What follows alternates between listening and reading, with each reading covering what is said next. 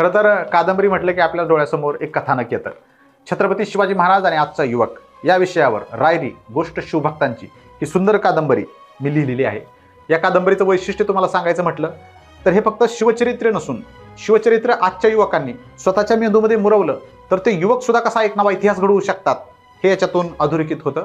आणि अशीच आप्पा, संत्या, आमल्या, नाण्या, राहुल्या हे आपल्या गावाकडच्या अशा एकदम गावाकडच्या पोरांची ही गोष्ट आहे, ज्याच्यामध्ये आप्पासारखा एक चांगला युवक जो छत्रपती शिवाजी महाराजांच्या विचारानं प्रेरित झालाय, तो आपल्या सर्व सवंगड्यांना जे वाईट मार्गाला लागले, जे व्यसनाच्या मार्गाला लागले, त्यांना फक्त नावं न ठेवता त्यांना एका चांगल्या वळणावर आणण्याचा प्रयत्न करतो. आणि त्या प्रयत्नामध्ये या आप्पाचा गाव कुसातल्या एका यशस्वी युवकांपासून ते राज्यमंत्री पदापर्यंतचा त्याचा जो प्रवास आहे, तो प्रवास या रायरी कादंबरीत मी मांडलेला आहे की छत्रपती शिवाजी महाराजांच्या विचारांचं मार्केटिंग हे आजच्या काळाची खऱ्या अर्थानं गरज आहे. आणि मला असं वाटतं की रायरी हे त्याचं एकमेव उत्तर असेल.